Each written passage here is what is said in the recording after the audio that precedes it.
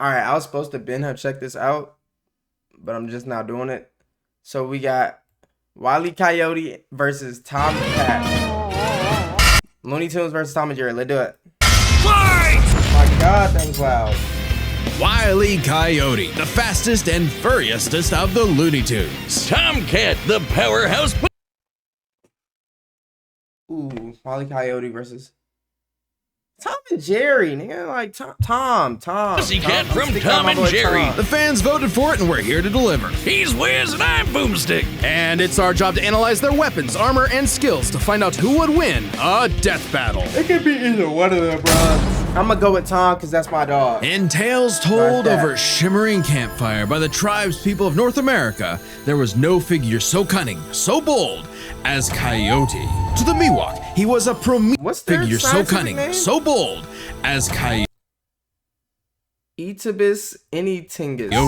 To the Miwok, he was a Prometheus who stole fire from the heavens to give to humanity. To the Sewetmuk, he was a foolish trickster who could die and return to life. And to the brothers Warner, he's just a poor dumb schmuck who can't catch a break. To this day, the great Coyote stalks the American Southwest, hunting his indefatigable prey, the Roadrunner. And this modern... I think it's 5'8". Dang. An occasional employee of Acme. Wile E. Coyote is driven by a ruthless entrepreneurial spirit. Yeah, and it drove him straight up. Coyote have to and run for it. Hop to and run for Off a cliff, he'll chase that bird-shaped happily ever after to his own inevitable undoing. Such is the lot of the common man. You might not expect it from an anthropomorphic canine Job, but Wile E. was born the son of world-famous hunter Cage E. Coyote. His father raised him from infancy to hound his avian adversary and forbade him to speak until he tasted victory. On the face, an easy task. Coyotes are incredibly adaptable predators, capable of hunting in both rural and urban environments. They're also speedy little demons. They can sprint at up to 43 miles per hour, though that's cold comfort when that blue meeping bastard can make beams of light look stone still or outrun a car that was moving fast enough to travel through time. Frankly, it's incredible that Wile E. manages to consistently keep up with his prey at all. But he does. No, really, it's actually stated that only a, quote, tiny little extra burst of speed separates the Coyote and the Roadrunner. Heck, Bugs Bunny himself needed to take super speed supplements in order to move fast enough to outrun Wile E. But almost as fast isn't fast enough. Fortunately, Wile E's got an endless assortment of gadgets, gizmos, and reams of blueprints to make up the difference. He's got your classics like dynamite, anvils, and spring-loaded boxing gloves, along with heavier artillery like heat-seeking missiles, a 10 billion volt yeah, I'm not gonna lie, they be pulling like crazy stuff out their butts. Just anything. Electromagnet and a friggin' trebuchet, a Reddit favorite, many of which he invented himself and uses in excruciatingly detailed schemes that inevitably go awry. Despite being a self-described super genius, Wile E has an officially measured IQ of 3. That's the same IQ as a cactus. Okay, the test results were fake, but he's still an idiot. So why not let a soulless corporation do the hard work for him? Acme sells any product that you can imagine, and Wile E is their most devoted customer, contributing up to 99% of its multi-billion-dollar revenue. Thanks for the inherited wealth, Pops. Oh, don't worry, I'm spending it all in one place. He's got an Acme Book of Magic, Acme Clone-O-Matic, Acme Death Ray, Acme City in a Box, Acme Universal Remote, which can pause, fast forward, and rewind a person through time. Too bad half the stuff Wile E uses is intentionally sabotaged, because Acme's board of directors is exclusively Roadrunners. My man cannot never knew that. Catch a break, but I'm learning lore. That's why I'm like invested. Sure can take some punishment. No matter the severity of his failures, Wile E is still a Toon and can bounce back from just about anything. He's been sliced, stabbed, squashed, exploded, melted, blasted into a constellation, and overall verbed for the last 87 years straight without ever actually dying. He once got fully disintegrated into ash and popped back up like it was nothing. Similar to the immortal Coyote of Sewetmuk legend. He's also shattered the fourth wall tons of times and even left the comic page stage entirely to catch the Roadrunner. Yeah, so close. Believe it or not, there is actually a biological reason for these abilities. Looney DNA. Every Toon's got it, not just the loony ones. And it's what lets them survive fatal damage up to being fully erased off the page, essentially dictating their personal slice of reality to whatever is funny. Like how gravity only affects the Coyote when he looks down. Toons are immune to the laws of physics as we know them. That's why Wile developed a counter to this immortality, the Looney DNA Dissolver, which leaves Toons vulnerable to fatal wounds the same way we are. Yet again, so close. You can't say he hasn't tried everything. It was Wile's experience as a veteran Toon that landed him a job at Acme University as department chair of the School of Hard Knocks, teaching up-and-coming Tiny Toons how to use their abilities. Okay, so Naruto. And just like Naruto's jutsus, Toon Force works like an actual power system, with more experienced Toons like Wile who are more powerful than their younger counterparts. And that means Wile should be capable of replicating feats and abilities performed by any other Looney Toon,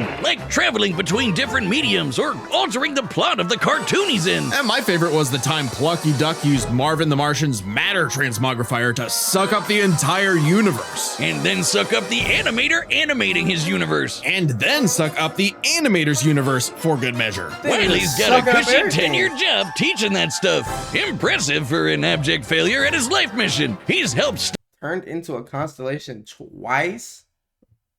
Survived the impact aside. Damn. Scored on the Monstars and Don Cheadle. Stop a meteor from destroying Earth, beat the Monstars in basketball, and even, whoa, snap, caught the Roadrunner! Oh, wait, never mind, so damn close! According to 1977's Tweety and Sylvester issue 67, Wile E. Coyote has attempted to catch the Roadrunner 4,766,842 times. Scaling to the present, that's over 10 million failures. That takes dedication, or maybe self-destructive stubbornness. Too blinded by bird lust to see the forest for the trees. But Acme's intentional malfunctions and Coyote's recklessness don't account for all of his catastrophes. There's something else, something grander, otherworldly, standing in the way of our furry friend's salvation. Wiz, there's no other way to say it. God is just plain out to get this guy. And by God, we mean the closest thing that exists for Coyote and Roadrunner. Chuck Jones. The guy that created him and helped forge the Looney Tunes into how we know him today. Originally meant to be a parody of earlier chase cartoons like, well, Tom and Jerry, Jones established several rules for their animated shorts that superseded Coyote's reality warping Toon abilities. Rules that cover his obsession, faulty products. Hold on, wait. Tom and Jerry, Jones established. Okay. I'm sorry. Y'all can pause and or skip. Hold on. No outside force can harm the Coyote. Only his own ineptitude or the failure of meet the Coyote could stop anytime if he were not a fanatic. Creepy.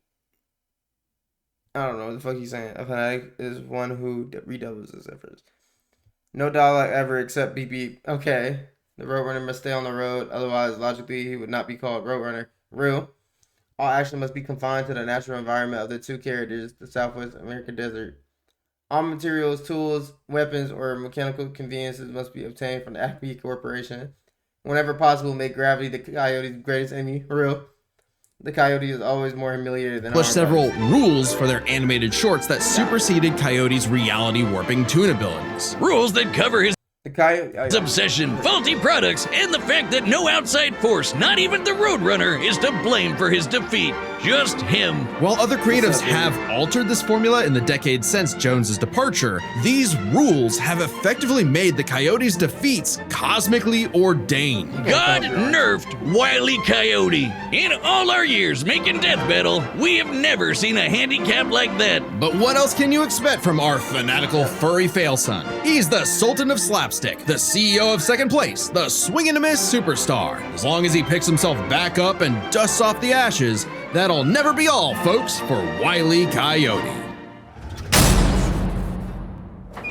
The year was Yeah, 1939. never seen War one. raged in Europe between the I've seen British Tom, and I'm Tommies and the pretty German sure. Jerrys. But he As felt the bad. beleaguered English made their miraculous escape from the German encirclement off the coast of think I'm right. Dunkirk, Yeah. one might have called the battle a game of cat and mouse. Oh, wow, is that actually where their names come from? I'm looking this up. Regardless of their names' origin, William Hanna and Joseph Barbera's infamous cat and mouse duo became the trash. undisputed kings of slapstick comedy. The formula is simple, and we all know it. Tom Cat it, chases Jerry Mouse around the house. Brutal, bone-shaking idol, and we all know it. Tom Cat chases Jerry Mouse around the house. Brutal, bone-shaking, I felt that in my balls. Violence ensues. Oh, fuck. And Tom is reprimanded by Mammy Two Shoes. Who is, let's say, very much from the 1940s. And if you're like me, all you wanted to see was Tom wipe that smug smirk off that little rat's face. Despite my well-documented hatred of cats, even I've got to cringe at years of propaganda to convince us to side with the filthy, flea-ridden rodent over man's second best friend.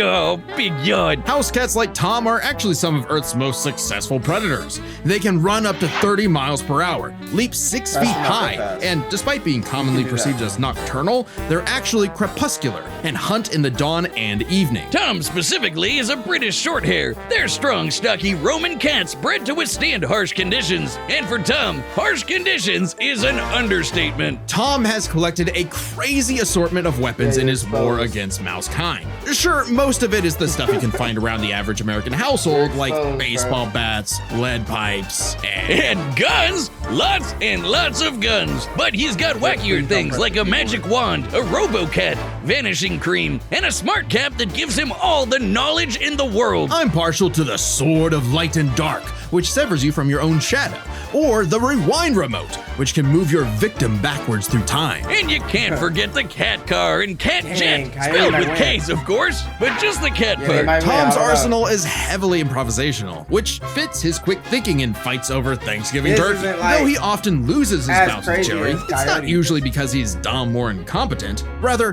he's just genuinely outplayed. And even in defeat, he's one tough son of a gun. He's been crushed, blown up, had every bone in his body broken, shattered, melted, and vaporized to dust, and survived. Well, mostly. Tom actually has kicked the bucket multiple times, but little known cat fact, he has 9 lives, as established in the episode Heavenly Puss.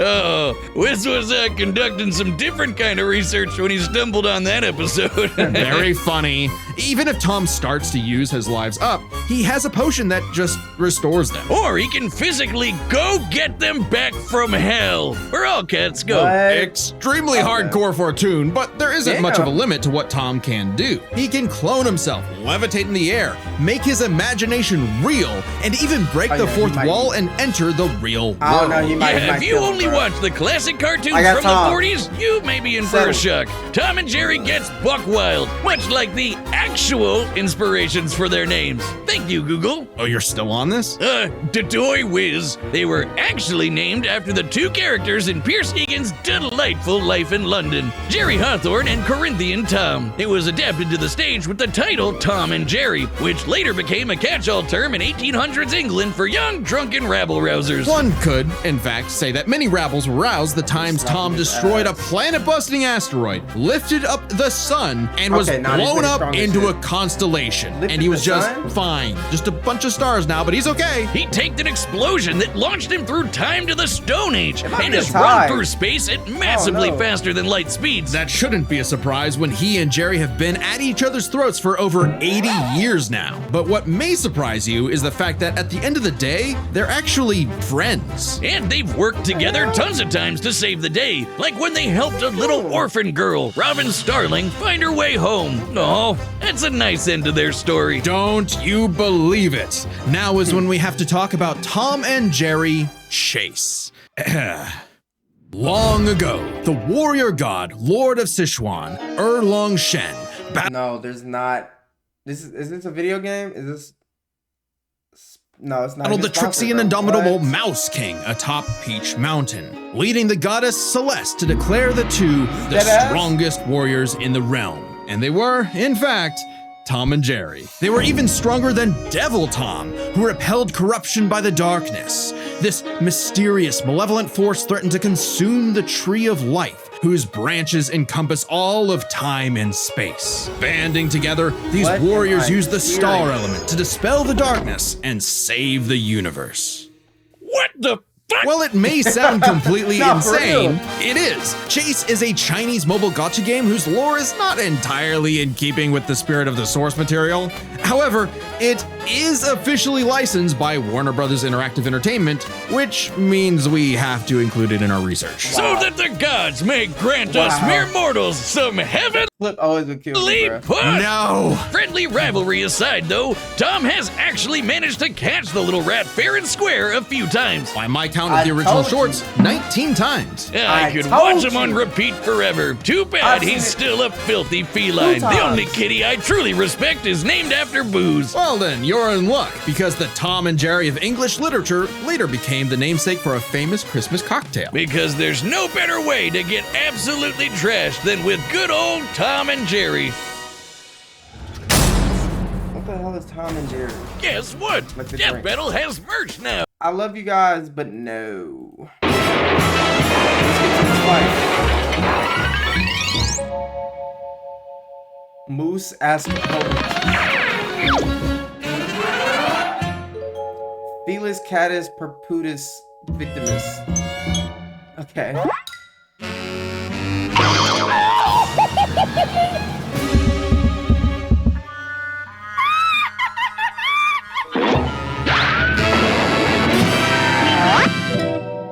Meepus Meepus?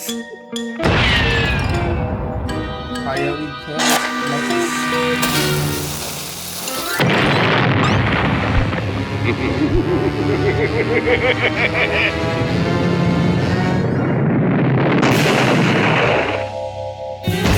Okay, bro.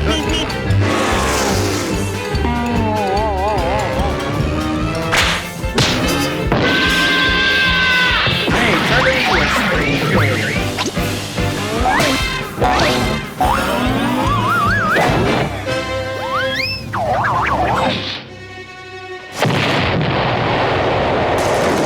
What? Come on, you apes! You wanna live forever!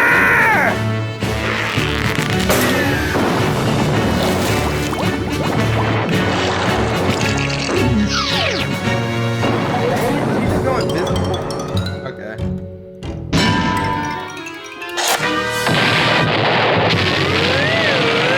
That happened in the house? Alright, bro.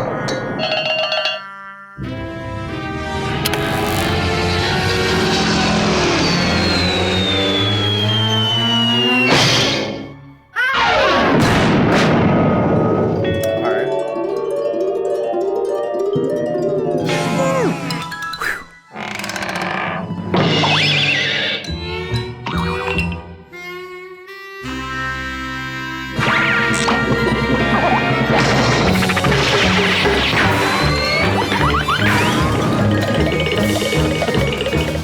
I'm sorry, this just brings back memories, bro.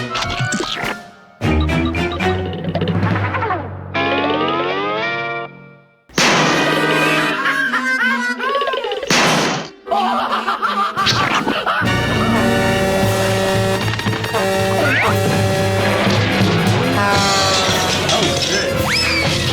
Hey, that's not what my shit look like. Omni mirrors. This is what I'm rocking with. Yeah, get it right. Hold on, wait.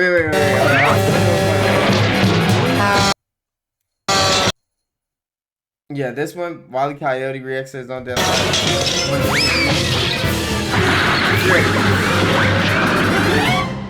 Come on, Tom. Pull out the big guns.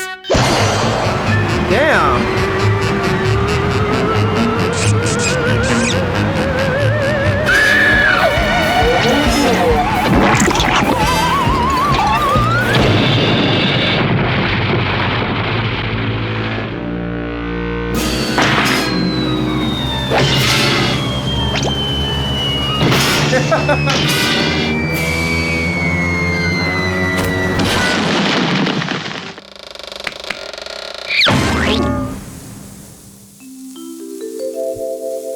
Oh no! Come on, bro. What? Wile E. No. No. No way. Coyote, super genius. No way. No way. No way. Right. No way. Right. That's. Y'all going. What? Oh, thank God, one of them actually died this time. I mean, no. Animal cruelty, no.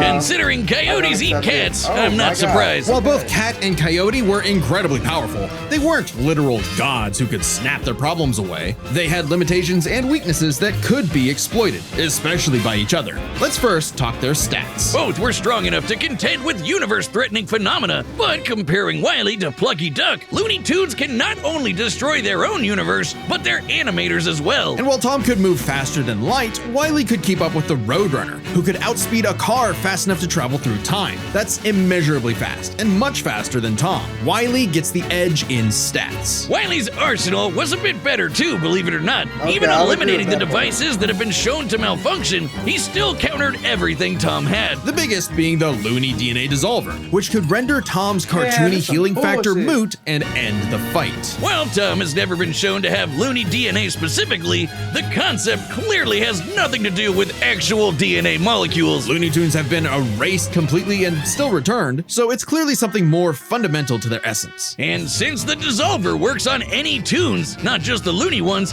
it should apply to Tom. But considering how much of a screw-up Wile is, it wasn't a sure bet. Hell, it could have backfired, especially considering how much more competent Tom is. When it came to intelligence, Wile's engineering and scheming genius were often defeated by his Wile's engineering and scheming genius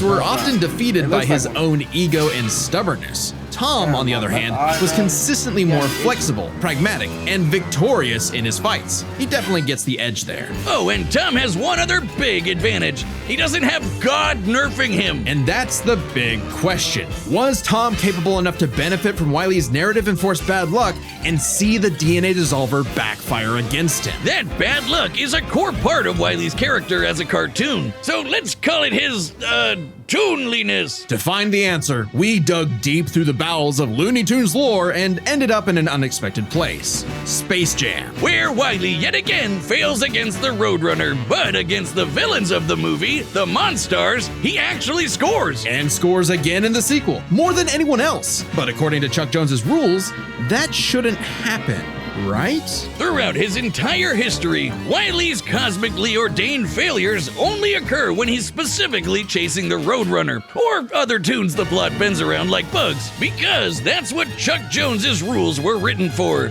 Coyote and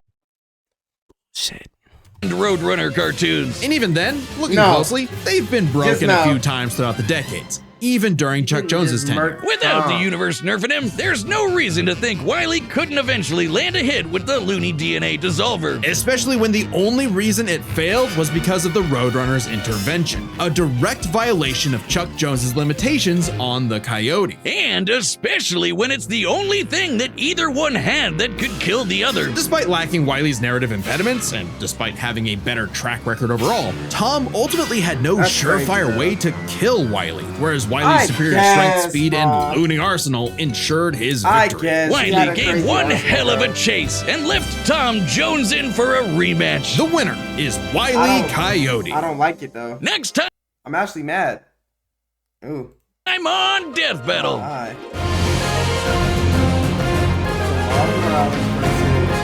Versus Yaku? Miles. No. I don't know. Marvel characters are pretty OP, bros. They always pull something out their ass. I'm gonna go with Miles because I don't like Deku. Simple. That's all I got to say about it.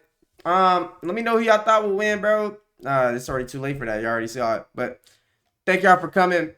Like, share, subscribe, and follow me on all socials. Peace.